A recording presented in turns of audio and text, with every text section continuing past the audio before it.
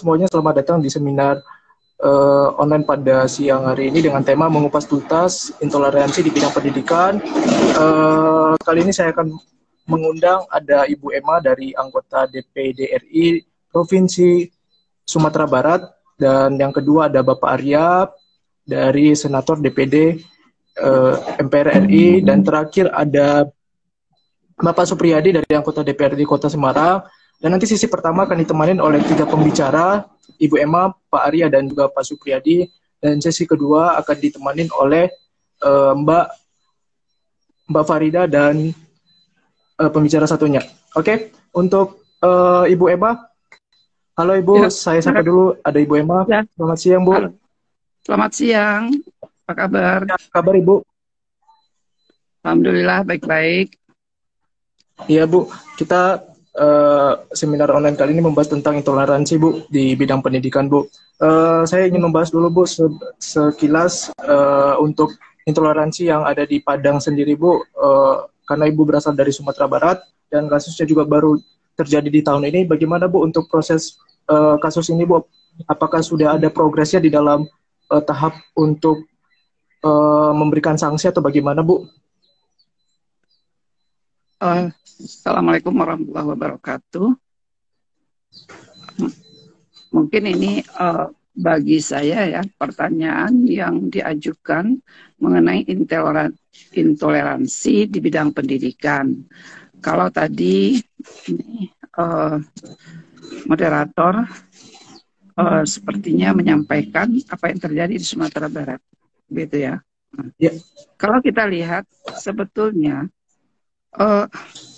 apa yang diributkan, apa yang dipersoalkan, yang setelah sekian lama berlaku di Sumatera Barat, itu hanya diapungkan ya, sengaja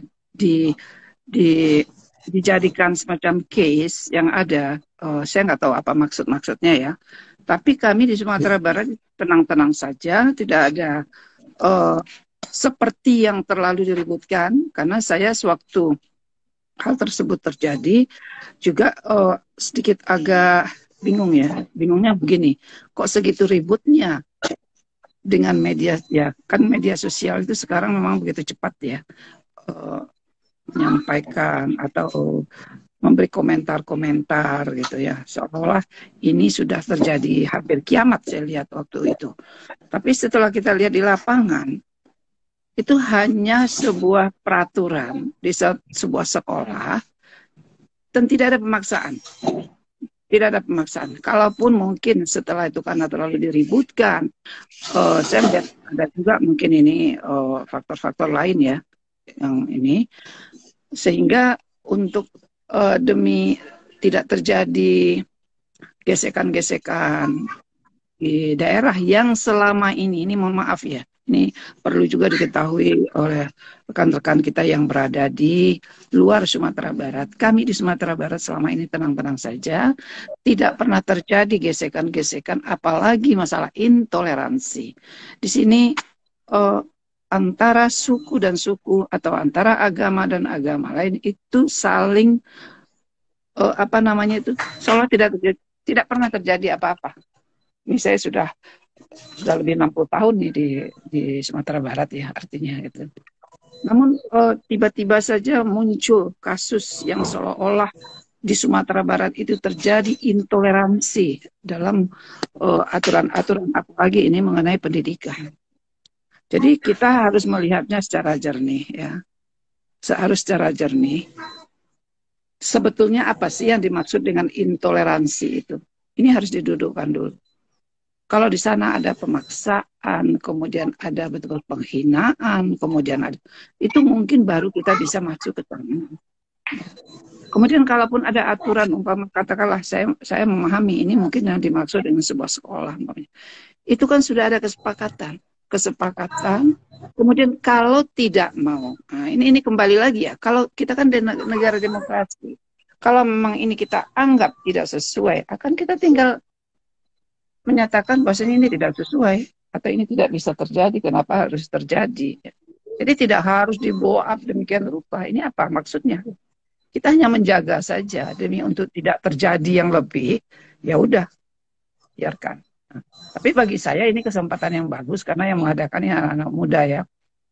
Sewaktu saya ditawarkan untuk ikut ini, saya rasa ini kesempatan juga buat saya untuk menyampaikan kepada khalayak ramai ya, untuk melihat itu, coba lihat dengan mata, dengan apa namanya itu, dengan ya kita fair lah melihat persoalan-persoalan tersebut.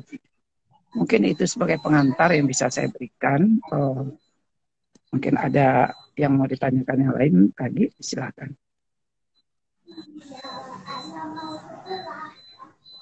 Dan Bu, saya ingin menanyakan juga Bu, untuk di Sumatera Barat sendiri, bagaimana untuk peran dari pemerintah provinsi Sumatera Barat sendiri Bu, khususnya Gubernur Barat dan juga mungkin wali kota yang ada di Padang, menanggapi kasus seperti ini Bu, karena kan juga kita tahu bahwa apa namanya, kasus intoleransi ini bukan hanya di Padang saja, tetapi mungkin ada di daerah-daerah lainnya Bu. Dan mungkin apa sih yang ditanggepin dari pemerintah provinsi ataupun pemerintah kota yang ada di sana? Apakah kasus intoleransi ini menjadi kasus yang begitu berat masalahnya, atau mungkin kasus ini harus harus cepat diselesaikan, khususnya di pendidikan sendiri, Bu? Ya, pemerintah dalam hal ini ya, kemudian stakeholder lain itu memberikan perhatian cukup serius. Artinya karena ini tidak terjadi seperti apa yang diributkan, apa yang dihebohkan gitu ya. Tentu ini menjadi pertanyaan besar juga. Sebetulnya apa sih? Bagaimana? Dan itu diselesaikan dengan baik-baik. Kalau memang ada yang kurang tepat, apa yang harus dilakukan? Seperti yang saya sampaikan tadi. Ini kan adalah suatu kesepakatan atau ada aturan yang dibuat di satu tempat. Seandainya ini tidak sesuai atau tidak cocok, katakanlah gitu. Itu kan ada orang tua murid, ada guru-guru, kemudian ada pengawas dan lain. Kan tinggal mengatakan ini tidak sesuai. Tidak harus dengan cara-cara yang seperti kemarin ini. Saya terus terang sangat kecewa sekali, walaupun saya mungkin tidak terlalu banyak berkomentar demikian. Kenapa harus dipanggil media? Kenapa harus di blow up demikian? Ada apa gitu? Ini harus jujur gitu. Harus jujur kita melihat. Kecuali lagi ya, di daerah ini sering terjadi intimidasi, sering terjadi intoleransi gitu. Di Sumatera Barat itu kita hampir boleh dikatakan tidak pernah. Saya kan katakan tadi ya kepada adik-adiknya kan yang muda-muda, coba lihat, di sini ada suku-suku, berbagai suku juga, ada berbagai agama. Di sini kan bukan hanya satu agama dan bukan hanya satu suku. Cukup lengkap. Dan itu tidak pernah terusik selama ini. Nah, tiba-tiba muncul hal tersebut seolah-olah. Nah, ini saya melihat seolah-olah.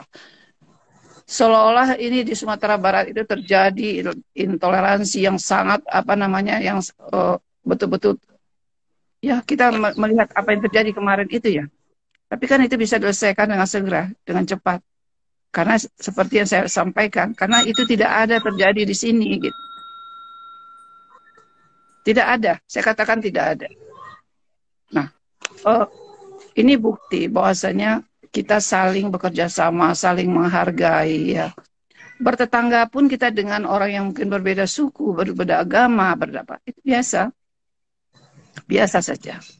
Jadi yang kita sesalkan kemarin itu mungkin kalau saya pribadi dan kemudian juga beberapa itu terlalu di blow up, kemudian ada yang belum paham dengan kondisi sudah berkomentar. Saya dalam hal ini memang mungkin tidak mengambil posisi untuk berkomentar waktu itu, karena saya tahu persoalan, saya lihat ya. Tapi ada beberapa orang, nah kembali lagi, apakah ini momen untuk ya kita nggak tahu ya, sekarang kan bermacam-macam cara bagaimana supaya terekspos dan lain-lain gitu ya. Namun saya juga mengingatkan kepada kita semua, negara ini kan negara Pancasila, negara demokrasi, ya, dan kita saling menghargai. Kalaupun ada hal-hal yang mungkin, ya, ini bukan di satu tempat saja, di semua tempat itu bisa diselesaikan dengan cara yang baik-baik. Itulah yang namanya demokrasi. Semua punya hak untuk hidup berdampingan. Semua juga punya hak untuk menyampaikan pendapatnya. Jadi ini perlu ditanamkan kepada para generasi muda. Lihatlah satu persoalan itu yang dengan jernih. Yang penting bagaimana kita bisa tenang, bisa damai, bisa kehidupan kita bisa, ya kalau yang pendidikan bisa berjalan dengan baik, yang bekerja bisa dengan tenang, ekonomi kita bisa sejahtera, kan itu yang penting. Jadi jangan lagi kita bisa diusik dengan hal-hal yang mungkin tidak terlalu perlu kita besar-besarkan. Kita selesaikan dengan baik-baik. Kalau memang ada sesuatu yang mungkin itu sementara. Risma ya, siapa Ya, nama? baik Ibu. Bapak Arya sudah bergabung. Halo Pak, saya sapa dulu Bu untuk Pak Arya sendiri. Halo Pak Arya, selamat siang Pak. Halo, siang. Apa Halo kabar? Arya. Apa kabar Pak? Arya. Senang sekali bisa bergabung ya. Bagaimana? Ya. Oke, baik Pak Arya. Kita kali ini membahas seminar online. Tapi sebelumnya terima kasih Pak sudah hadir untuk kedua kalinya di seminar online pada hari ini Pak. Membahas tentang intoleransi di bidang pendidikan sendiri Pak. Untuk di Provinsi Bali sendiri bagaimana Pak untuk intoleransi bidang pendidikan? Apakah intoleransi di bidang pendidikan ini menjadi pokok khusus untuk pemerintah pusat, khususnya untuk DPD Provinsi Bali atau mungkin pemerintah provinsi atau mungkin pemerintah kota, apakah menjadi pokok fokus utama Pak di dalam kasus ini? Iya, jadi begini, saya secara prinsip bahwa apapun kasus-kasus jadi di Indonesia terkait dengan dugaan toleransi itu kan baru hanya kasuistik di beberapa titik seperti itu. Ya, jadi termasuk pun di Bali awal-awal reformasi itu memang pernah terjadi ya, misalkan seperti ada pelarangan dari umat minoritas ya dengan pakaian tertentu yang akhirnya sudah bisa diselesaikan dengan baik. Ya, selaku anggota DPD sama dengan senior kami, jadi dari Ibu Emma, bahwa mari kita sebagai sebuah bangsa, bahwa perjalanan Indonesia lebih dari 70 tahun merdeka ini kan semuanya kan baik-baik saja kan begitu. Dalam artian jangan sampai kecil-kecil ini bisa digeneralisir. Ya contoh misalkan tadi memang yang selama ini agak viral itu kan memang terjadi contohnya seperti kasus yang ada di Sumatera Barat maupun yang tempo hari kemarin itu yang di Bengkulu kan begitu ya. Yang mungkin ada siswa yang dikeluarkan atau siswa yang mungkin ada masalah dengan satu aturan. Tetapi saya yakin sekali bahwa itu adalah kasus-kasus yang bisa diselesaikan secara bermartabat, musyawarah mufakat, dan masyarakat Indonesia terutama kaum milenial jangan mengeneralisir.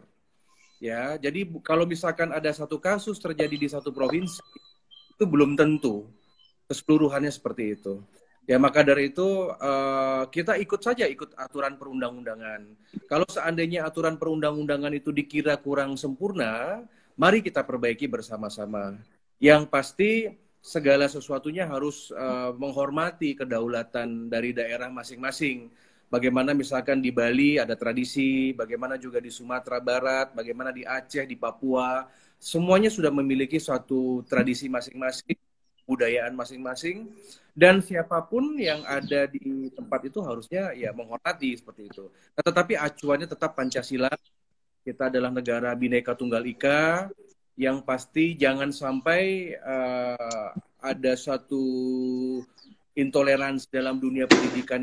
Malah nanti akan menggerogoti rasa keindonesiaan kita. Kita harus berhati-hati sekali. Dan mungkin ini Pak, mungkin di dalam undang-undang sendiri Pak, khususnya juga kebijakan dari pemerintah Provinsi Bali, mungkin ini menurut Bapak sendiri apakah untuk sanksi terhadap pelaku intoleransi ini sendiri kurang tegas atau bagaimana?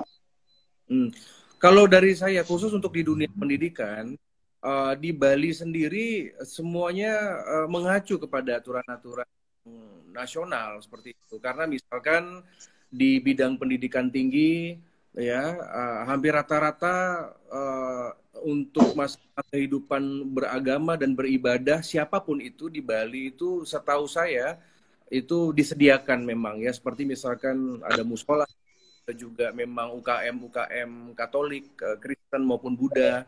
Kemudian yang kedua terkait dengan di Bali semua selama ini tidak ada suatu benturan yang terlalu dalam ya, karena di Bali cukup menjadi contoh teladan, walaupun di Bali kedatangan 8 juta turis per tahun, 3 kali lipat dari penduduk Bali sendiri, tetapi sejauh ini secara umum di dunia pendidikan memang di Bali terdapat suatu perda tentang desa adat, tetapi di perda itu justru semakin menguatkan toleransi.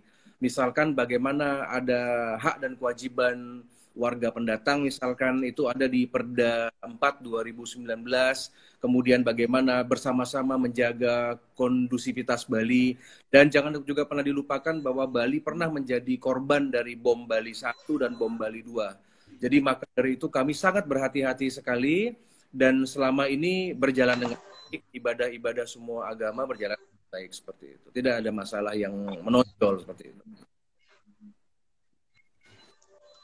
Saya juga pengen bertanya dulu kepada Ibu Emma, Bu. Mungkin Ibu sendiri mempunyai data-data dalam kasus intoleransi sendiri. Mungkin oknum-oknum saja, oknum-oknum siapa saja yang terlibat di dalam kasus intoleransi ini? Karena saya baca di berita, Bu, bahwa oknum guru juga terlibat di dalam kasus intoleransi dan juga mungkin kepala sekolahnya.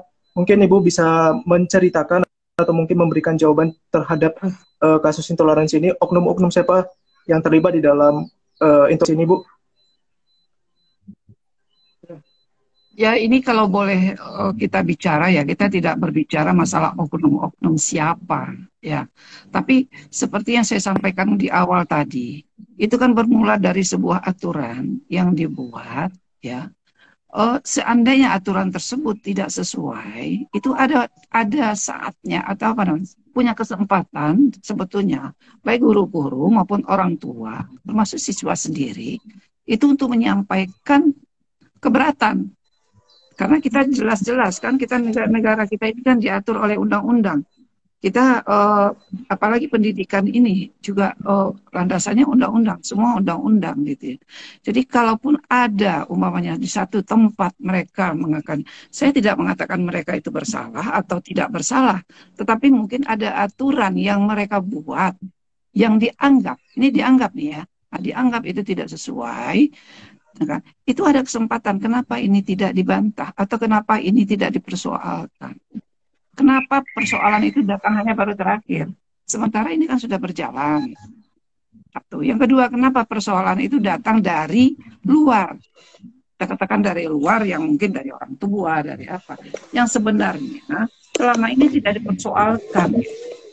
Jadi dalam hal ini saya tidak mau terjebak ya, akan menunjuk seseorang atau apa namanya itu untuk menunjuk satu tempat atau satu sekolah atau tidak. Tapi kita lihat dengan, saya menghimbau lagi untuk melihat kasus ini secara jernih. Gitu. Jadi apakah mereka itu berbuat salah atau tidak? Kalau ini dibawa kepada aturan atau mereka menegakkan sesuai dengan adat istiadat atau kebiasaan, mereka tidak salah. Mereka kan menganjurkan. Sama juga dengan kita berpakaian. Ini disuruh berpakaian. Sekarang kita nggak mau berpakaian. Apa kita salah? Tapi itu tidak sesuai dengan aturan, kan demikian. Nah, kalau sekarang dianggap ini tidak atau ada yang keberatan, kan tinggal kita menyampaikan. Ini yang tidak dilalui proses yang terjadi kemarin itu, yang ada hanya langsung ke media, langsung ke apa namanya proses ya udah di luar inilah, di luar apa namanya musyawarah mufakat kan begitu. Nah, jadi dalam hal ini saya juga mungkin tidak dapat atau tidak bisa menyampaikan siapa yang salah atau siapa oknum-oknum ya, karena kita sudah berbicara tadi, ini kita lihat secara umum saja. Mungkin itu yang bisa saya sampaikan. Dan untuk Bapak Arya sendiri, Pak, baik Bu, untuk Bapak Arya sendiri, Pak, apakah mungkin oknum-oknum yang terlibat di dalam kasus intoleransi ini mungkin mempunyai ajaran-ajaran radikalisme sendiri, Pak, atau mungkin juga benci terhadap agama tertentu? Menurut Pak Arya sendiri, bagaimana? Kita jangan masuk ke wilayah fitnah ya, karena saya oknum-oknum ini ada, tetapi mungkin mereka itu kalau dalam bahasa ininya itu namanya itu lack of knowledge ya, dalam artian itu ada disparitas pengetahuan dan wawasan tentang undang-undang. Misalkan tadi yang seperti senior kami Ibu Emma, misalkan bagaimana yang dianggap dizalimi ini, tapi tiba-tiba lebih memilih mengadakan press conference misalkan, ya dibanding misalkan berbicara komite sekolah. Begitu. Jadi secara perundang-undangan kita ini kan sudah sebenarnya sistem pendidikan kita sudah bagus. Ada yang namanya komite sekolah, kemudian ada konseling di dinas-dinas pendidikan, dan itu pun berjenjang dari kabupaten, kota sampai ke provinsi. Nah mungkin kita juga tidak bisa menyalahkan masyarakat, karena masyarakat ini juga membutuhkan suatu yang namanya kepastian hukum, dan mungkin juga menjadi ajang introspeksi untuk juga dinas-dinas, mungkin untuk sekolah itu sendiri, untuk tidak terlalu kaku dalam menanggapi aspirasi. Yang namanya aspirasi kan seperti itu. Nah, kenapa tadi seperti Bung mengatakan kalau ada dugaan radikalisme dan lain sebagainya, saya tidak masuk ke wilayah itu, tetapi itu adalah efek dari bagaimana gelombang pasca diunggahnya masalah ini di media sosial. Nah, kalau misalkan kita sudah mengungkap permasalahan sebuah wilayah ke media sosial, itu kan banyak orang yang berkepentingan. Ada yang menginginkan toleransi atau kebinekaan kita hancur, ada yang menginginkan tali silaturahmi yang sudah berjalan dengan baik juga tidak berjalan dengan mestinya, ada yang menginginkan suatu situasi rusuh. Nah, jadi sebenarnya yang teroris-teroris itu menurut saya orang-orang yang mendompleng sebenarnya. Kita mulai saja tadi karena ada kendala sinyal, sambil menunggu pembicara lainnya masuk. Untuk Mbak Hera dan Mbak Farida, halo Mbak, selamat sore. Terima kasih sudah hadir Mbak di seminar pada sore hari ini. Dan juga bergabung lagi ada Ibu Emma, tadi sempat terputus sinyal dari saya sendiri. Mohon maaf sekali lagi. Nah, kali ini seminarnya membahas tentang mengupas tuntas intoleransi di bidang pendidikan. Untuk Mbak Hera dan Mbak Farida, halo Mbak, selamat sore, apa kabar Mbak? Sore. Assalamualaikum warahmatullahi wabarakatuh. Ya, waalaikumsalam. Kita berbicara tentang intoleransi di bidang pendidikan sendiri Mbak. Saya mau mulai dulu kepada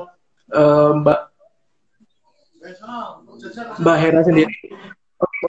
Bagaimana untuk intoleransi pendidikan yang ada di Bekasi sendiri? Tadi sudah dibahas Ibu Emma tentang kasus yang ada di Padang, dan mungkin di Bekasi sendiri boleh diceritakan sendiri Mbak, bagaimana untuk intoleransi di Bekasi?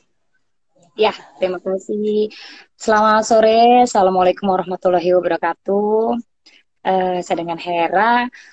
Menyangkut intoleransi di bidang pendidikan ini kan memang kayaknya memang benar-benar harus diperhatikan nih. Maksudnya ini pembahasan yang sangat disukai di semua kalangan ya. Saya sendiri intoleransi ini kan menjadi salah satu prioritas permasalahan yang khusus harus pemerintah ini benar-benar harus diperhatikan gitu ya. Terutama salah satu contohnya kalau di Kota Bekasi. Kalau di Kota Bekasi untuk intoleransi di bidang pendidikan sendiri, kita memang sudah beberapa dulu kan pernah ya di tahun 2014 bahkan sampai 2016 juga ya, Kota Bekasi adalah salah satu juga yang termasuk intoleransinya juga sangat tinggi saat itu gitu.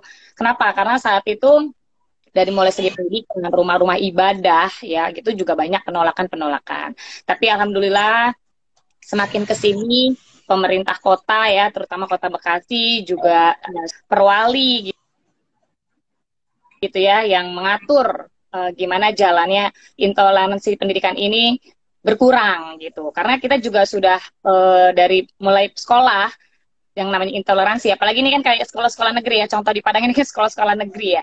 Sekolah negeri ini kan minimal sekolah yang punya pemerintah gitu. Terutama untuk para guru ya, terutama kalau misalnya memang dari sekolah siswa kita ini ya, para siswa atau misalnya di perkuliahan di kampus mahasiswanya, kalau memang ada yang seperti itu harus ditindak tegas gitu. Kalau di Kota Bekasi memang pemerintah daerahnya sudah menyediakan, walaupun memang hanya tempat untuk mediasi gitu, tapi setidaknya sudah mulai berkurang dan alhamdulillah sekarang juga sudah mulai berjalan dengan baik untuk intoleransi tersendiri. Gitu Mas. Oke, dan untuk Mbak Farida sendiri bagaimana tanggapan Mbak sendiri, karena kan Mbak sebagai politisi PKB dan juga mengetahui bahwa kasus intoleransi di Indonesia sendiri mungkin masih belum bisa dituntaskan oleh pemerintah pusat dan pemerintah daerah. Bagaimana tanggapan Bapak tentang kasus intoleransi di bidang pendidikan? Apakah kasus ini mungkin sangat rumit untuk pemerintah pusat ataupun daerah di dalam menyelesaikan masalah ini, Mbak? Oke. Sebelumnya, Assalamualaikum warahmatullahi wabarakatuh. Saya ucapkan dulu minal aidin wal faizin, mohon maaf lahir batin bagi sahabat-sahabat yang hari ini masih merayakan suasana Hari Raya Idul Fitri. Saya secara pribadi mohon maaf lahir batin untuk semua sahabat-sahabat yang hadir pada sore hari ini.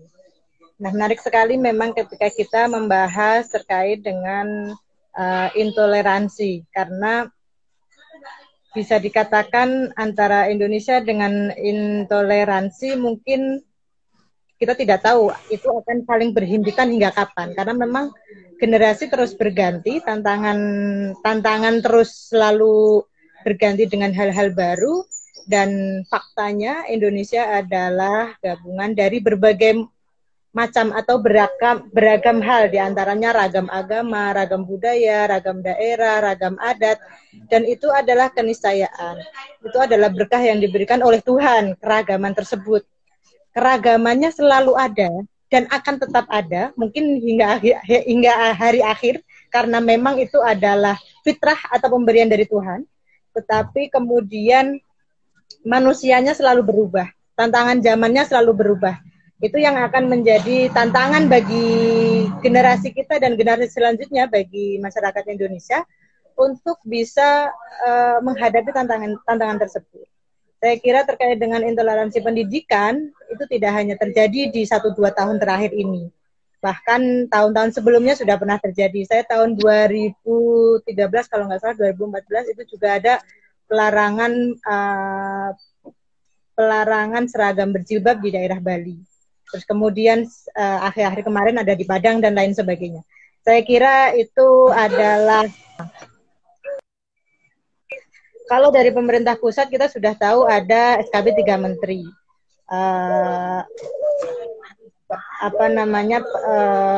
peraturan Menteri yang kemudian diterjemahkan untuk terkait dengan seragam sekolah, khususnya seragam sekolah itu tidak boleh ada pemaksaan bagi mereka yang khususnya negeri, karena memang kalau sekolah negeri itu kan intervensi langsung peraturannya dari pemerintah. Nah, terkait dengan kasus-kasus tersebut, saya kira itu adalah tantangan kita, terutama bagi para kepala sekolah dan guru atau pendidik di sekolah masing-masing.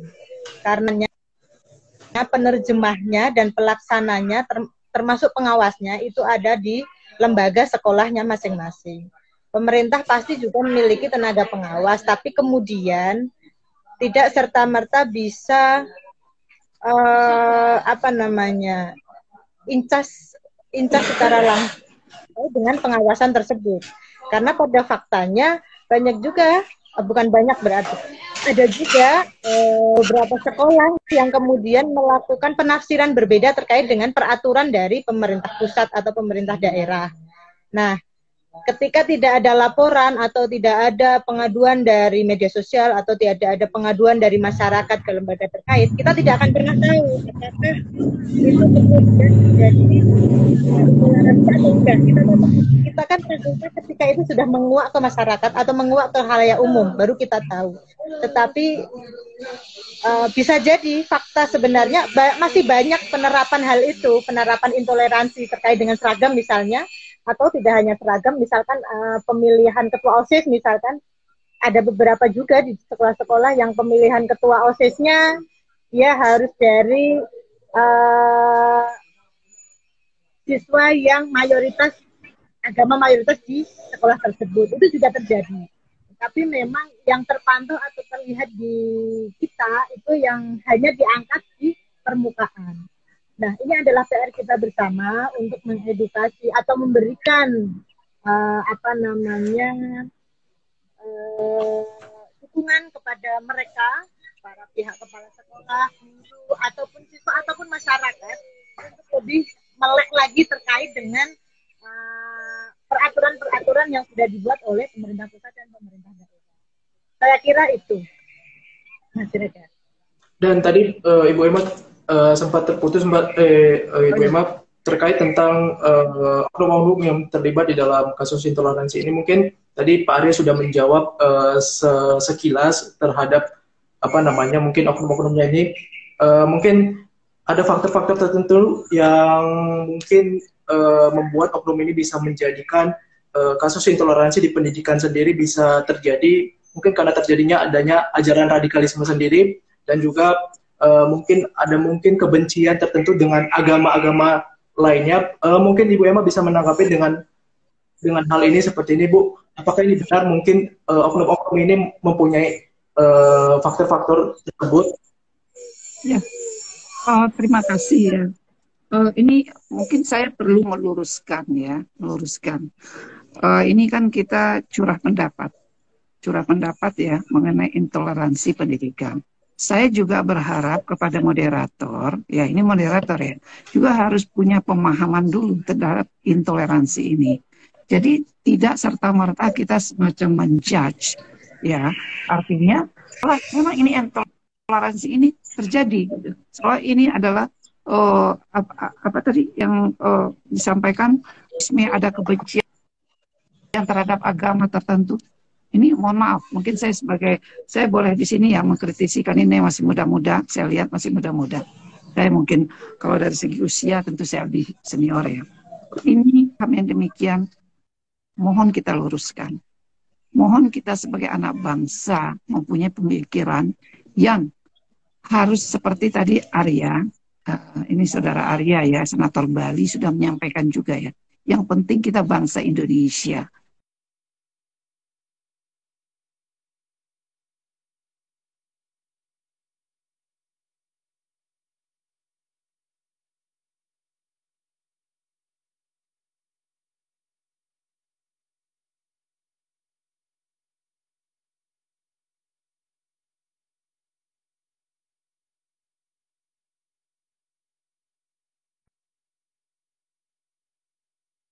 Kenapa ini muncul? Saya sampaikan dari awal, karena ini terblow up kepada media.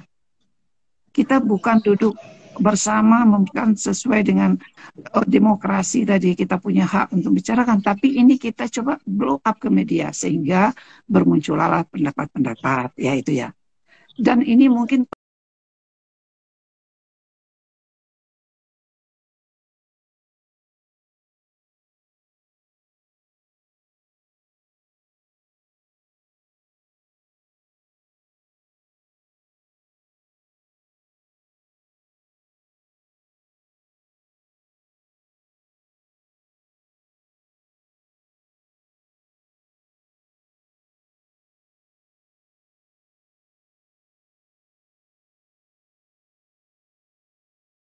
perlu kita ketahui, ternyata keluar SKB 3 Menteri, kan ada SKB 3 Menteri ya. Yang SKB 3 Menteri itu Menteri apa? Agama, Mendagri, apalagi pendidikan ya, melarang gitu. Tapi ternyata semacam, jadi ini mohon maaf, ini bukan perlawanan sebetulnya, tapi meluruskan. Kita kan sudah punya undang-undang, kita sudah punya aturan, membuat peraturan, kita sudah mempunyai tentang pendidikan semua, sehingga kan ini mohon dikoreksi ya nanti kalau umpamanya ada ini, saya juga nggak punya pegangan sekarang gitu. SKB 3 Menteri itu kan dibatalkan kan sebenarnya. Nah, kalau Bali katakan dia punya adat istiadat yang kuat, ya, dengan tata caranya yang segala macam. Kemudian ada daerah lain, apakah termasuk salah satu Sumatera Barat, Aceh atau Makassar dan lain-lain, itu kan semacam apa, muatan lokal. Kemudian adat istiadat dimasukkan. Nah, kalau ada, saya ini terpaksa mau ulang lagi nih ya. Artinya karena saya sangat tidak sepaham dengan masalah radikal tadi, kemudian ada kebencian tadi, tidak. Saya tentu lebih apa namanya lebih jelas itu bicara tentang daerah Sumatera Barat. Tidak pernah di sini masalah kebencian antar umat beragama, antar adat suku, tidak pernah. Nyaman-nyaman saja. Kita hidup berdampingan. Sumatera Barat itu juga terdiri dari berbagai etnis, bukan hanya satu suku Minang, tidak. Ini banyak di sini semua. Jadi tidak ada. Muncul kemarin itu karena masalah jilbab, itu kan memang ada sesuatu yang mungkin tidak tepat, tapi sudah diselesaikan. Yang seharusnya itu bisa diselesaikan sebelum ini terblow up. Nah, kita akan menyadari, kembali ke, ibaratnya kita kembali ke perundingan lah, kembali ke dan jangan sampai hal-hal yang kecil seperti ini dianggap sebagai radikalisme, dianggap sebagai yang benci terhadap terhadap agama tertentu. Ini salah sekali pemahaman terhadap ini. Ya, jadi tolong dudukkan lagi pemahaman kita, intoleransi itu siapa? Itu yang perlu kita sampaikan. Jadi juga moderator tolong ini diluruskan. Jangan sampai diangkat ini, oh ini kebencian terhadap sesuatu, ini intoleransi, ini radikal. Tidak. Itu jauh dari sana. Mungkin tapi itu. Kan, Bu, mohon maaf Bu, saya juga mengkaitkan bahwa intoleransi ini mempunyai apa namanya ya Bu ya, kalau bisa dibilang ajaran-ajaran radikalisme bisa masuk Bu di dalam kasus intoleransi Bu, bukan hanya saja di pendidikan tetapi juga mungkin di agama, dan mungkin juga kita tahu bahwa agama-agama tertentu juga ada yang dibenci oleh oknum-oknum tertentu Bu. Kita mempunyai fakta Bu bahwa itu kadang-kadang sering terjadi ketika kasus intoleransi bukan hanya saja di pendidikan, di bidang-bidang lainnya juga terjadi Bu. Nah, jadi saya ingin meluruskan bahwa supaya masyarakat ini Bu bisa teredukasi Bu, bisa tahu bahwa mengapa faktor-faktor intoleransi itu bisa terjadi Bu, seperti itu. Ya, jadi Oke, sebetulnya Bu. ini. Dan juga untuk mungkin saya tambahkan sedikit ya. Kita ingat kita bangsa Indonesia. Bangsa Indonesia kita punya aturan-aturan, artinya kita punya Pancasila, kita punya Undang-Undang Dasar 1945, Bhinneka Tunggal Ika, keberagaman ada di sana kan. Nah, dengan Pancasila tadi, itu semua kan sudah masuk di sana. Jadi kita bukan landasan, negara kita bukan agama A, B, C, dan tidak. Tapi kita berketuhanan yang Maha Esa. Ini harus dipahami oleh anak bangsa, sehingga tidak terjadi lagi apa yang kita khawatirkan tadi. Jadi pemahaman, ya ini yang perlu. Pemahaman kita, termasuk guru-guru, termasuk juga bukan hanya guru-guru, saya kira pejabat-pejabat juga, semua stakeholder ini harus memahami kita sebagai bangsa Indonesia yang membangun semua ini dengan berkesadaran kebinekaan ya, dan juga toleransi. Kita sangat bertoleransi semua. Jadi ini yang kalaupun ada seperti beberapa hal tadi itu kasuistis, itu bisa diselesaikan yang namanya musyawarah mufakat. Kembali lagi kita bahasanya negara kita adalah negara demokrasi. Dan itu sedikit tambah. Oke, untuk Mbak Hera sendiri Mbak, tadi Mbak Farida juga menjelaskan bahwa adanya SKB 3 Menteri, dan SKB 3 Menteri ini juga dikadang-kadang bahwa menurunkan kasus intoleransi juga khususnya di pendidikan. Bagaimana Mbak Hera tanggapannya, dan juga mungkin ada penolakan terhadap kebijakan 3 SKB ini, mungkin ada dari Wali Kota Tangerang yang menolak untuk kebijakan ini Mbak, bagaimana? Untuk Mbak Hera sendiri apakah setuju, dan juga mungkin memberikan alasan bahwa ini akan menurunkan kasus intoleransi di pendidikan sendiri Mbak? Ya, terima kasih. Sebenarnya tadi sudah dijelaskan sedikit sama Ibu ya Bu Farida ya tadi ya. Sebenarnya yang intoleransi tersendiri, kita nih sebagai kaum anak muda nih ya gitu. Intoleransi ini memang perlu itu diajarkan dari sejak dini, dari sejak kita masih PAUD sebenarnya. Jadi kita memang tidak bisa 100% guru harus A atau guru harus B. Semua memang harus berkesinambungan gitu ya. Terkait permasalahan yang ada salah satunya di Sumatera Barat ini, itu adalah menjadi PR bersama. Ya seperti Bu Farida, saya setuju. Kenapa kalau sudah di blow up gitu ya, pemerintah mungkin baru bisa turun atau seperti apa. Ini kan negara kita ini biasanya kalau yang sudah di blow up media baru biasanya mengerjakan gitu. Yang tidak di blow up, apakah pemerintah langsung turun? Nah, ini kita perlu juga tahu kan gitu. Masyarakat Indonesia kan perlu keterbukaan. Jangan sudah di blow up di media, baru dibuat peraturan daerah, peraturan pemerintah pusat, entah apalah bentuknya gitu ya. Nah, itu sangat disayangkan sebenarnya. Jadi berawal dari kita masih sedini mungkin sih Mas. Dari kita mulai dari dasar, dari PAUD itu, intoleransi itu harus benar-benar dari mulai rumah, dari pemuka agama, dari mulai sekolah gitu. Itu semua juga harus konsentrasinya di situ. Dan intoleransi itu menjadi PR besar untuk kita saat ini gitu. Bahkan dari dulu. Nah, dengan adanya blow up ke media ini, apalagi sampai pemerintah pusat ya, terutama pemerintah pusat gitu. Kemarin kan sudah dijelaskan juga oleh Bapak Menteri Pendidikan kita gitu, bahwa akan ditindak tegas gitu. Nah, kembali tindakan tegas itu memang melalui PSOP, peraturan-peraturan yang sudah dijelaskan bahwa mungkin akan ada sanksi-sanksi. Nah, kembali lagi, apakah sanksi tersebut membuat efek jerah untuk kita seluruh Indonesia nih? Kita bicara nggak satu provinsi, kita bicara seluruh Indonesia. Apakah nanti efek itu akan bisa mempengaruhi ke seluruh Indonesia? Itu paling pertama. Yang kedua, dengan intoleransi ini, padahal kita tahu ya, bangsa Indonesia ini terkenal banget yang namanya itu kita toleransinya sangat tinggi di dunia. Tapi kenapa banyak kejadian-kejadian yang tadi dijelaskan juga ya, ada di Bali, Kota Padang gitu ya, terus daerah-daerah lain mungkin yang kita nggak pernah tahu. Kan intoleransi itu sebenarnya bukan karena masalah di sekolah harus pakai hijab atau enggak. Benar tadi, mungkin salah satunya bisa dengan memilih ketua OSIS, entah itu BEM di universitas, seorang guru dengan berpolitik di dalamnya secara internal, memberikan informasi secara tidak langsung dia berpolitik seakan-akan ini pemilu untuk memilih siapa ketua OSIS-nya, siapa ketua BEM-nya yang harus orang-orang yang bermayoritas di sekolah tersebut gitu. Jadi saya rasa ini menjadi perhatian juga pemerintah pusat, pemerintah daerah juga harus benar-benar saling solidaritas, saling kompak. Jadi tidak bisa yang namanya peraturan, kita harus kaji dulu bagaimana, sanksinya bagaimana, terus apakah ini akan mencuat lagi ke media. Ya kalau bisa PR kita itu janganlah kalau sudah mencuat baru dikerjakan. Ini kan efek buat kita orang-orang muda jadi tidak baik. Orang-orang muda ini kan perlu banget yang namanya kita ilmu agama itu penting. Tapi harusnya kalau memang sudah membuat peraturan dan itu memang sudah dikaji oleh seluruh dari mulai pemerintah provinsi bahkan sampai ke bawah sekalipun, ya harusnya bisa mengikuti, seharusnya kan seperti itu. Kalaupun ada pro dan kontra, berarti kan harusnya di internal. Apa yang harus menjadi pro-nya, apa yang menjadi kontranya gitu.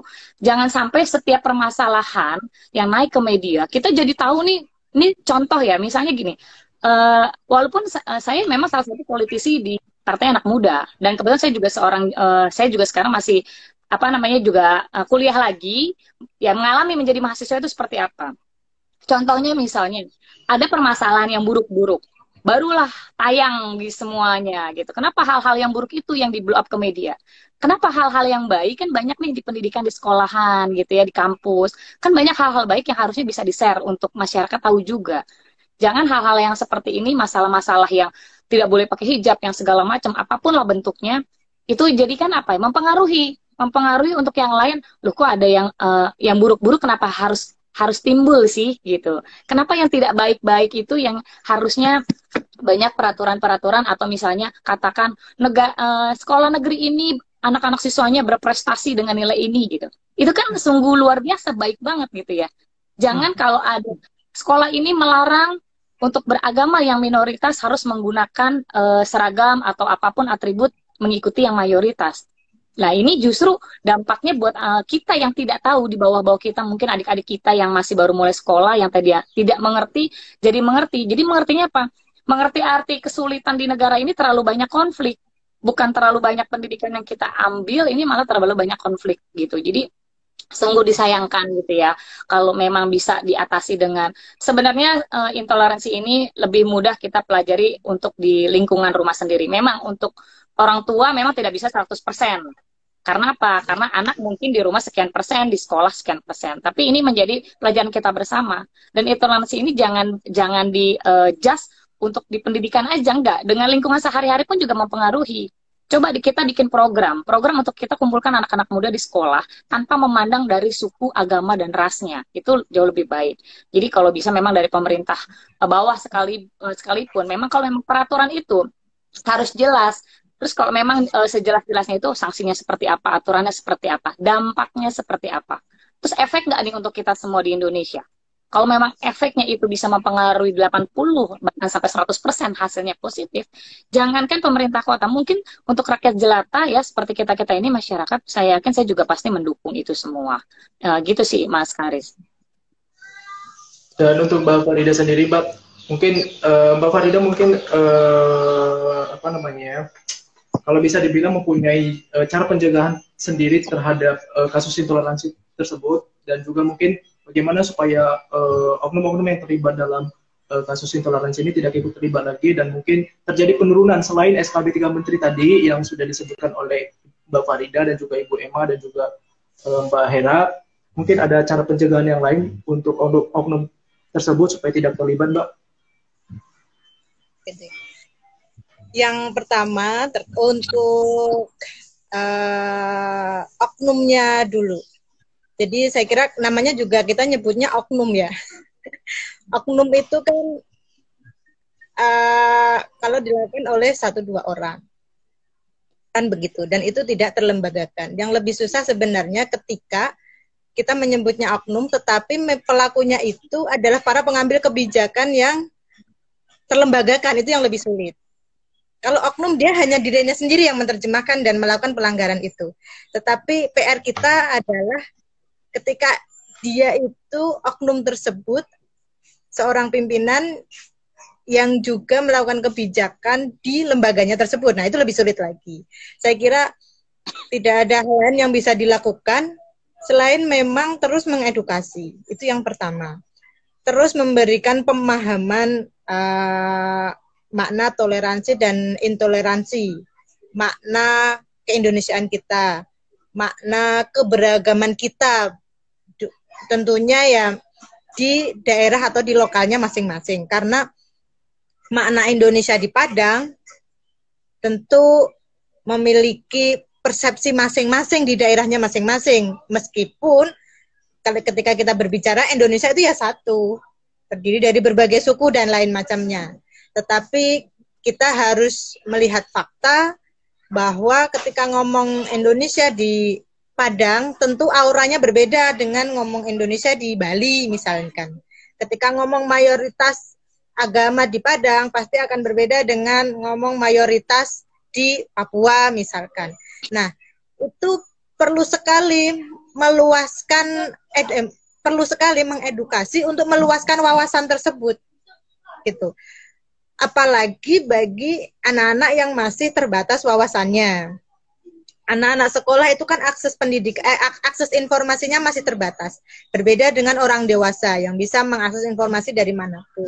Anak-anak bisa mengakses internet yang bisa menjelajah kemana-mana, tetapi guidance di kepalanya itu kan masih terbatas.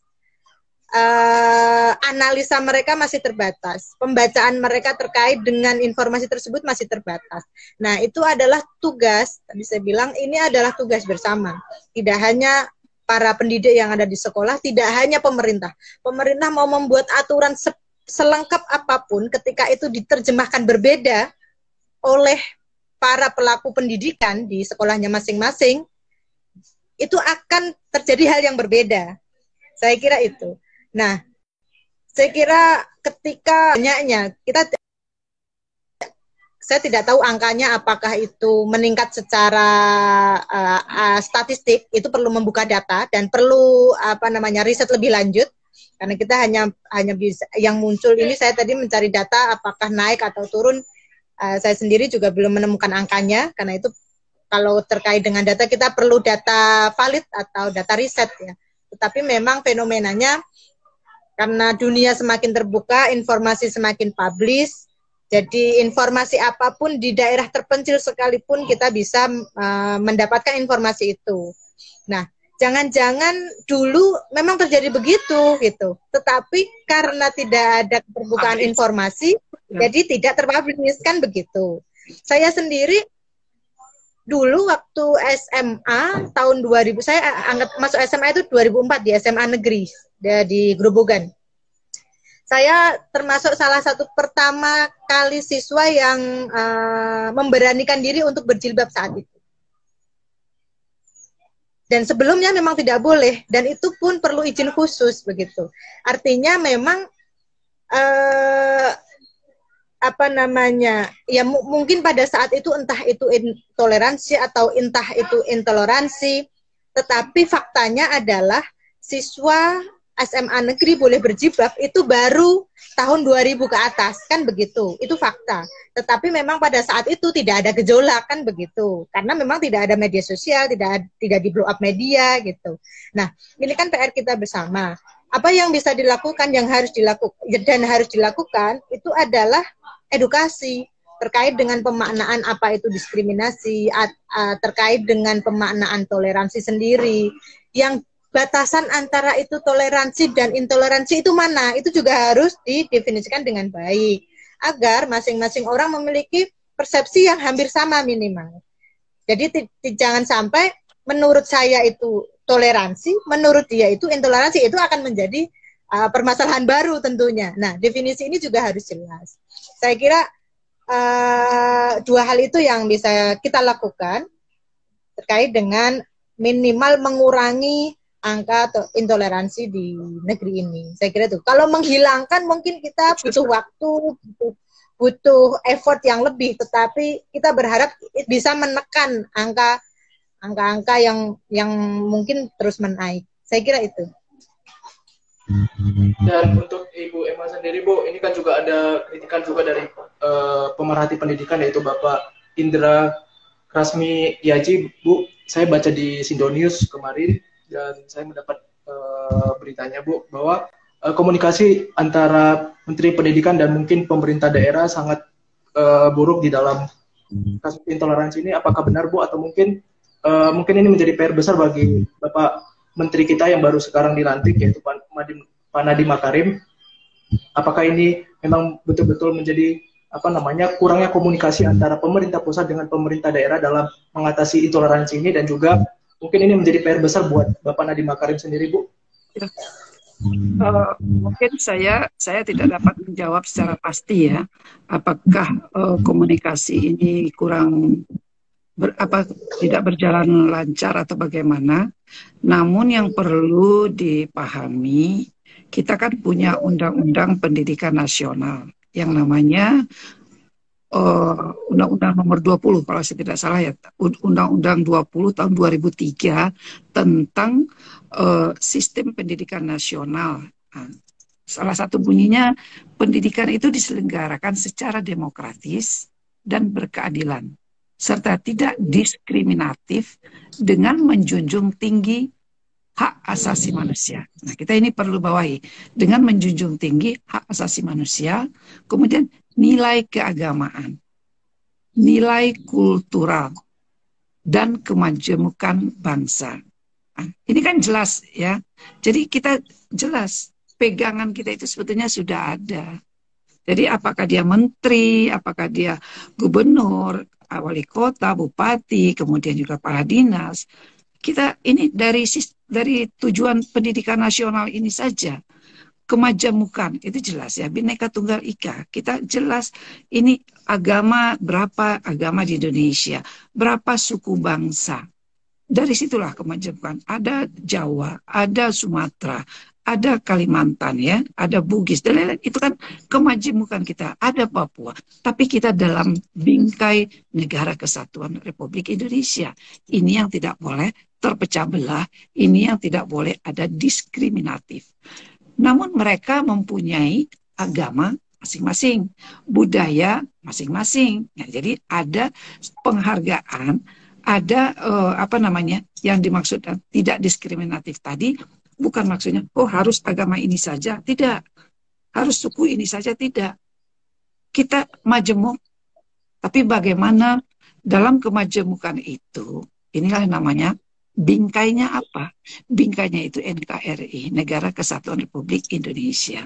Jadi sebetulnya kita tidak perlu terlalu apa namanya ribet gitu. Kita pegang saja ini tujuan pendidikan nasional. Nah, kalau masalah hubungan komunikasi antara menteri dan itu, kita tentu berharap kalau iya itu tidak terjadi, itu saja. Kalaupun umpamanya terjadi, supaya ke depan tidak terulang. Nah, ini yang penting. Karena bagaimanapun Menteri Pendidikan itu adalah apa namanya, komandan kita lah. Ibarat ini kan Menteri Pendidikan Republik Indonesia. Beliaulah yang bertanggung jawab terhadap apapun yang terjadi di lingkungan pendidikan, mau di Sumatera, Jawa, Kalimantan, Papua. Yang penting ini Indonesia. Jadi bagaimana pendidikan Indonesia ini yang penting kita pikirkan. Mungkin itu yang bisa saya sampaikan. Jadi sekali lagi, ini saya setuju ya dengan adik-adik yang muda-muda ini, politisi yang masih muda-muda. Ini harapan kita pada mereka, masuk juga kepada Dinda ya. Ini kegiatan yang dilaksanakan ini satu kesadaran. Saya yakin ya ini penuh punya satu kesadaran untuk bangsa ini supaya tidak terjadi lagi ya pemahaman terhadap intoleransi. Mudah-mudahan dengan adanya agenda-agenda seperti ini kita punya satu persepsi nanti terhadap negara yang kita cintai ini. Kita tidak ingin Indonesia ini terbelah-belah. Kita tidak ingin ada kekacauan-kekacauan. Kita tidak ingin juga intoleransi dan kita tidak ingin juga ada yang namanya apa tadi radikal dan lain-lain. Mungkin itu. Terima kasih. Ya Ibu, emang mungkin ada kegiatan lain Bu abis ini? Ya, ada. Oke, saya izin dulu nih. Kebetulan ada kegiatan lain. Selamat melanjutkan. Assalamualaikum warahmatullahi wabarakatuh.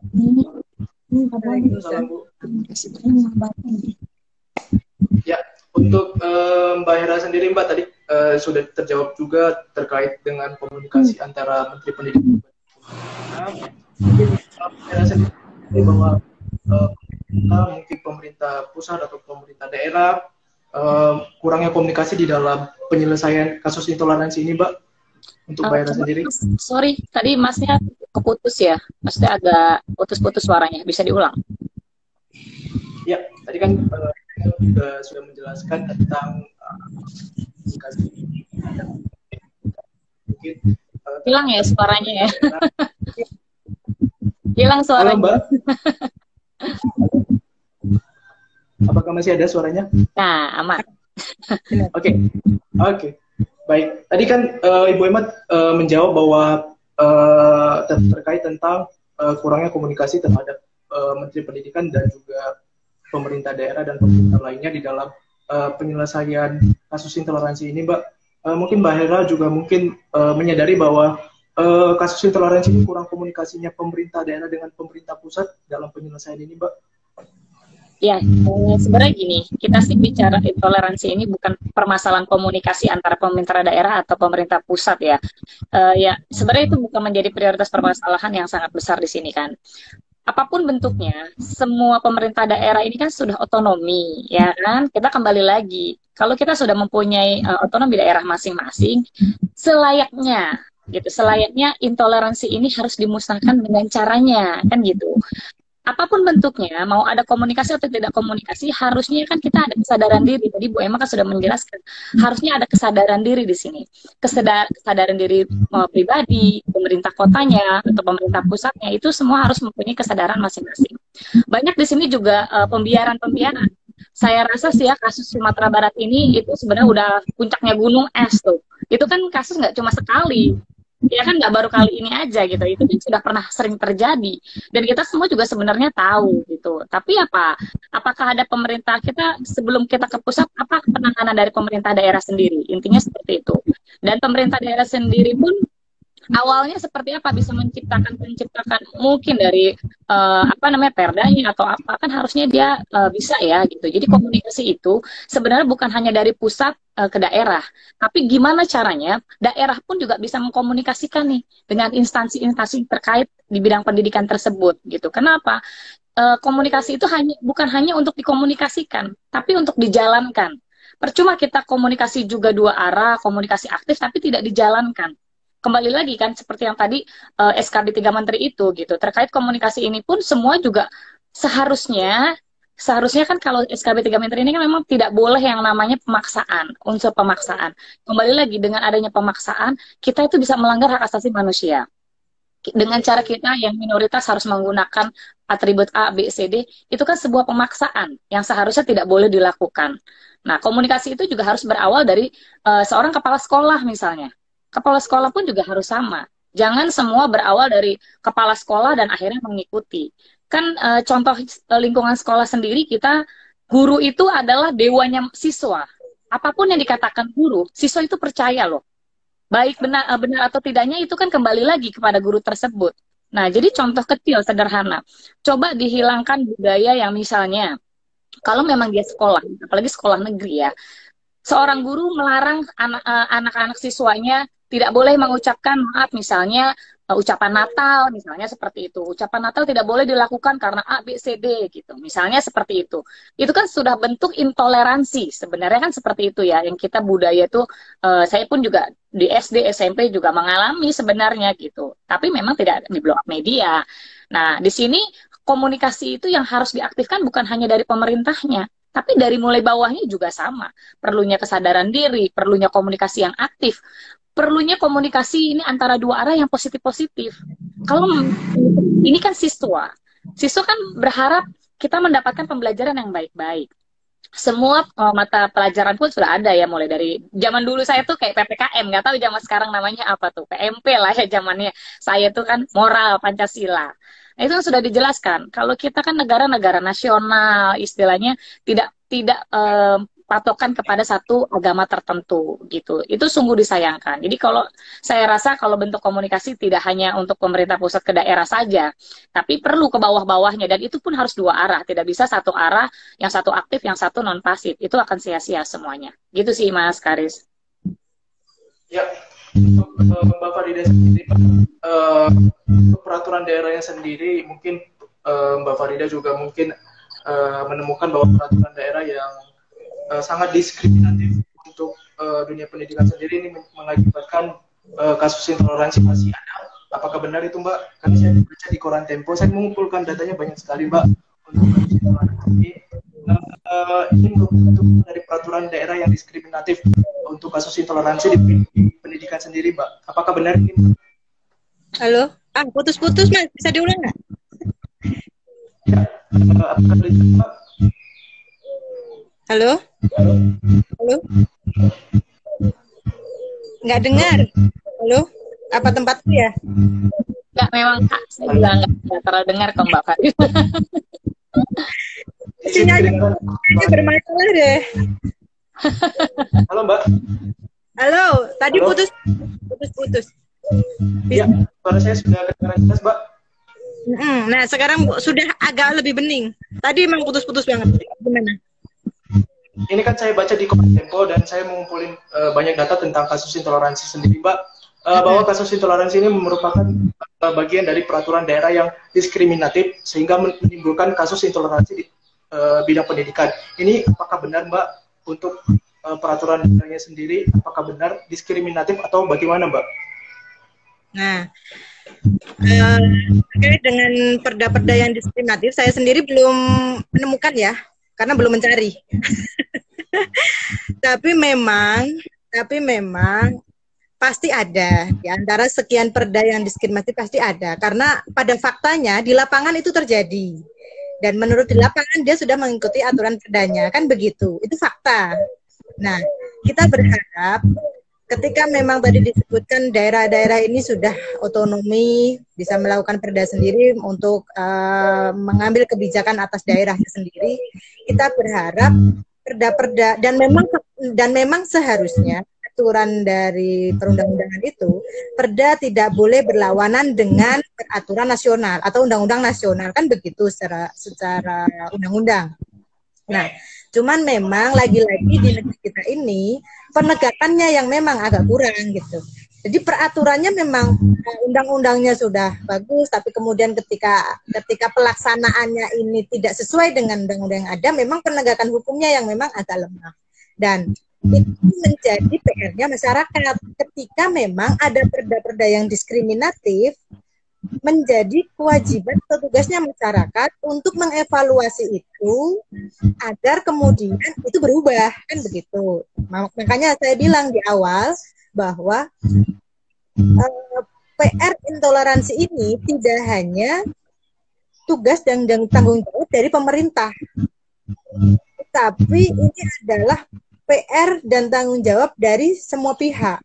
Ada pemerintah, ada masyarakat, ada tokoh agama, ada aktivis juga, karena memang yang sering berani berbicara mengemukakan suatu persoalan di khalayak umum itu adalah teman-teman aktivis. Kita tidak bisa menafikan itu, karena tidak semua masyarakat itu juga pertama melek hukum. Kadang mereka tidak tahu, kadang tahu tapi tidak tahu harus bagaimana, kadang tahu harus bagaimana tapi tidak berani harus melakukan apa, kan begitu. Itu fakta terjadi di masyarakat. Nah, pada akhirnya ini harus bergabung dari semua pihak ini agar benar-benar bisa mengurangi angka intoleransi tersebut. Nah, terkait dengan bila masih ada muncul atau lahir perda-perda yang memang itu diskriminatif, yes, kita berharap masyarakat ikut andil untuk bisa mengawasi dan mengevaluasi hal tersebut. Maka sebenarnya kalau di masyarakat kita, perda itu kan dibuat secara kolektif, tidak hanya diputuskan oleh seorang bupati atau wali kota. Sama halnya kayak misalkan peraturan desa. Peraturan desa itu kan diputuskan ketika sudah melakukan musrenbang. Musrenbang itu ini contoh kecil, contoh peraturan paling kecil di masyarakat kita. Itu kan ada pihak dari masyarakat, ada tokoh desa, terus kemudian ada DPD, ada perangkat desa, dan lain sebagainya.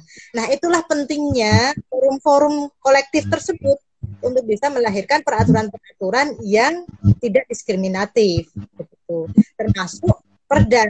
Nah, memang seringkali masyarakat tidak terkadang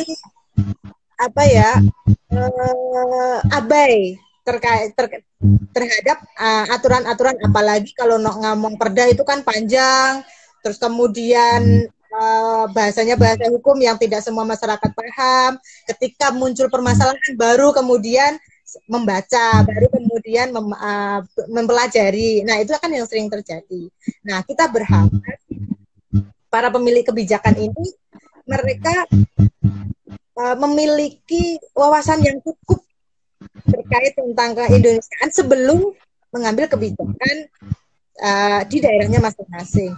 Itulah pentingnya masyarakat ikut juga berpolitik aktif menentukan siapa pemimpinnya, karena dari siapa pemimpinnya akan melahirkan apa hasil peraturan atau kebijakannya.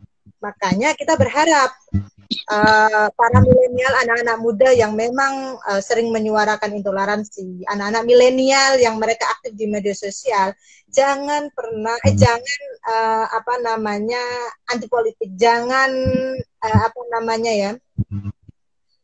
jangan jauh atau menilai hal politik itu adalah hal-hal yang semuanya tidak baik, bukan. Justru dari hal-hal politik ini yang kemudian akan mempengaruhi segala kebijakan yang ada di daerah tersebut, termasuk kebijakan terkait dengan perda yang mau diskriminatif maupun intoleransi tersebut. Nah, kepada masyarakat umum, kepada anak-anak milenial, kepada masyarakat awam, bahwa pentingnya kita ikut vote, ikut memilih, baik itu legislatif maupun kepala daerah kabupaten, kota maupun provinsi. Itu tidak hanya memilih saat itu, tetapi itu menentukan apa hasil kebijakannya selama 5 tahun. Gitu. Itu pentingnya masyarakat untuk benar-benar memahami latar belakang dari calon pemimpinnya, calon kepala daerahnya, calon perwakilan dewannya. Jadi ketika dia tahu latar belakangnya, dia akan bisa membaca kira-kira hasil dari kebijakan nanti seperti apa. Kalaupun kebijakannya tidak sesuai dengan yang dia dukung, dia bisa memberikan apa namanya kritis. Dia bisa memberikan kritik terhadap pemimpin yang dia pilih pada saat itu.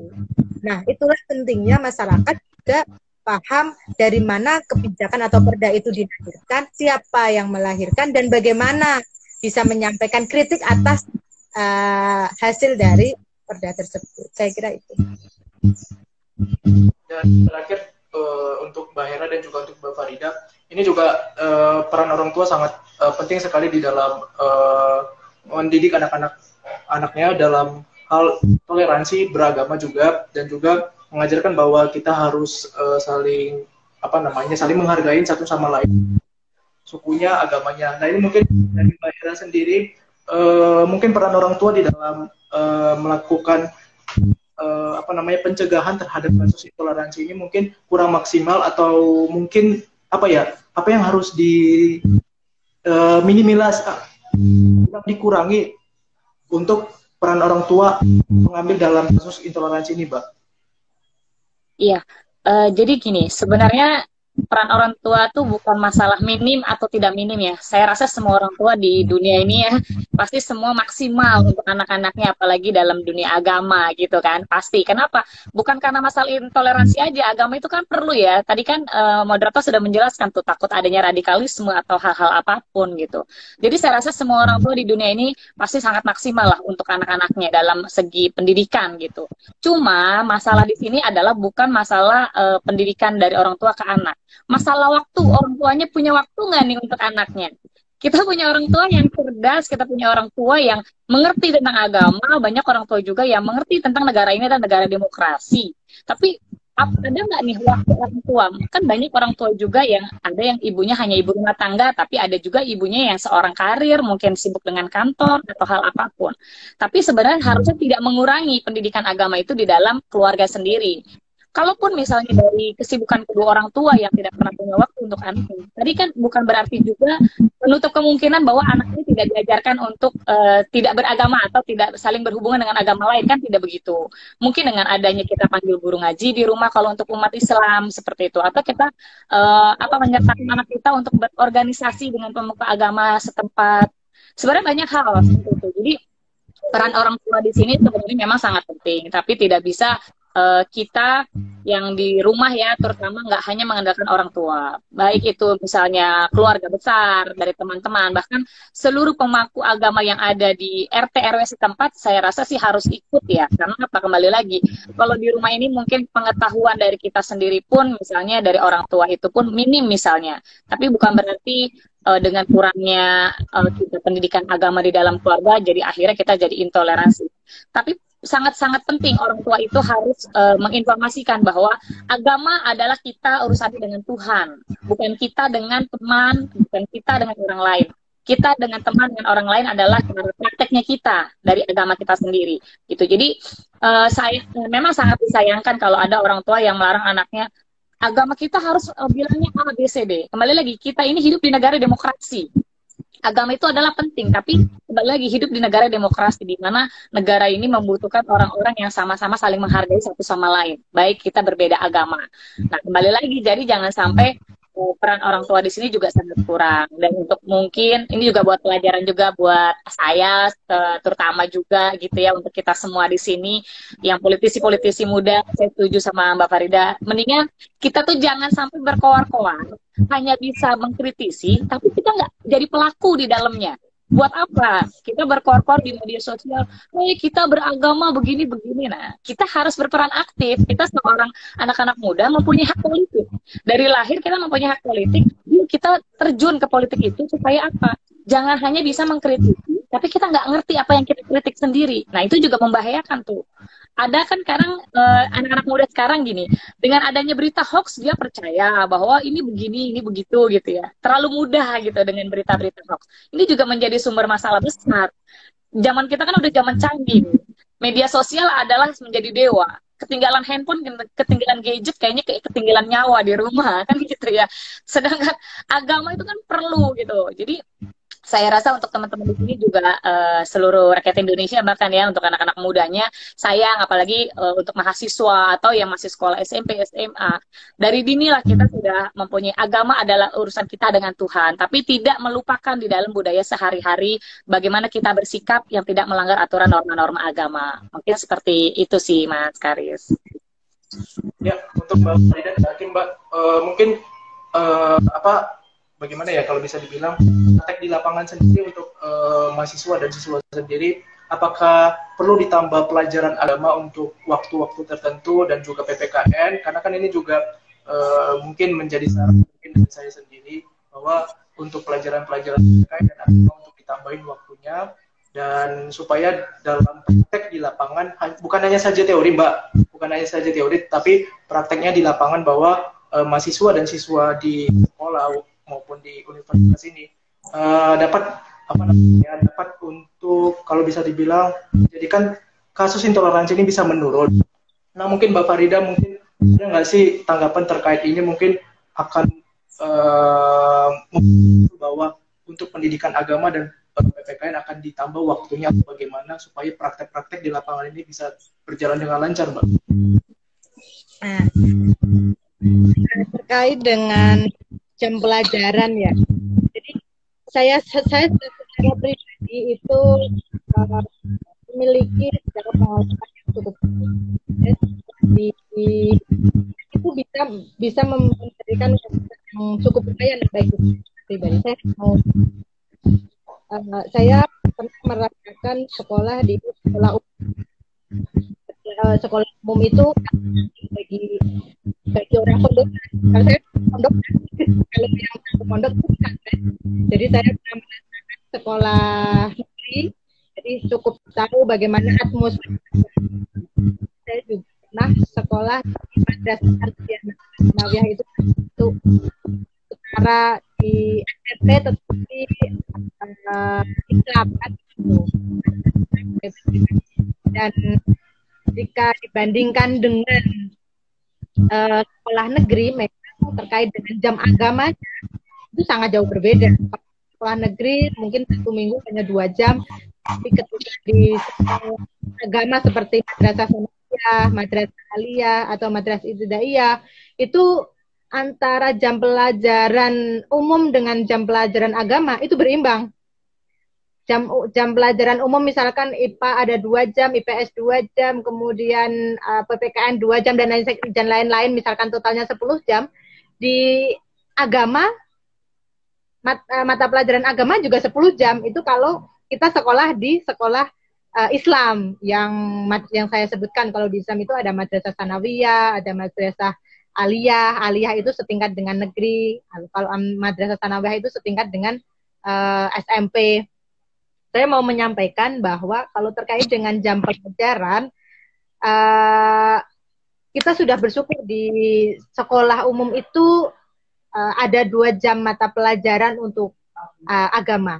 Saya kira tinggal bagaimana memaksimalkan jam pelajaran yang sudah ada tersebut untuk benar-benar bisa menginfiltrasi nilai-nilai agama yang dianut oleh siswa masing-masing, yang itu kemudian menjadi kontekstual yang bisa dia aplikasikan di kehidupan sehari-hari.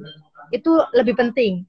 Saya kira bukan banyaknya jam pelajaran yang diperlukan, tetapi bagaimana memaksimalkan jam pelajaran tersebut untuk bisa diisi dengan materi-materi yang memang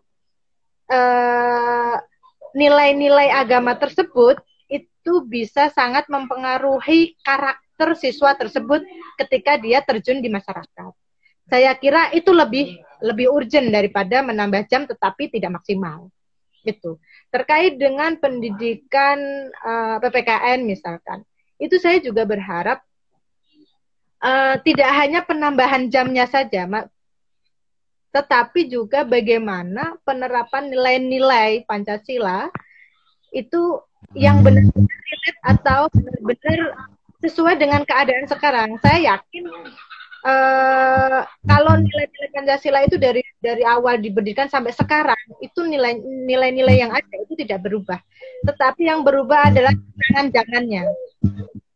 Tantangan zamannya itu berubah. Zamannya tahun 90-an dengan zamannya tahun 2000-an, saya kira tantangannya sangat berubah dan itu berubahnya sangat tajam. Nilai-nilai Pancasilanya tidak berubah, tetapi menerapkan nilai-nilai Pancasilanya inilah yang memang harus kontekstual pada zamannya. Saya kira itu tantangannya, Mas. Haris. Oke, Mbak Farida dan juga Mbak Hera, terima kasih untuk seluruh jawaban yang telah diberikan kepada Mbak sendiri. Dan mohon maaf bila tadi ada kendala sinyal, mohon maaf bila ada kekurangan selama langsung, dan kalau bisa kita sama-sama kalau bisa kita bilang tuntaskan kasus intoleransi di pendidikan sendiri buat Mbak Hera di Bekasi, untuk Mbak Farida. Ya. Terima kasih, Mas. Ini sama-sama ya, supaya kita sama-sama bekerja sama dalam mengurangi kasus intoleransi khususnya di pendidikan sendiri. Baik, Puan Mbak Hera dan Mbak Farida, salam sehat, selamat sore dan selamat beraktivitas, dan sampai ketemu kembali di waktu-waktu berikutnya. Terima kasih Mbak Hera dan Mbak Farida. Terima kasih. Selamat siang. Assalamualaikum warahmatullahi wabarakatuh.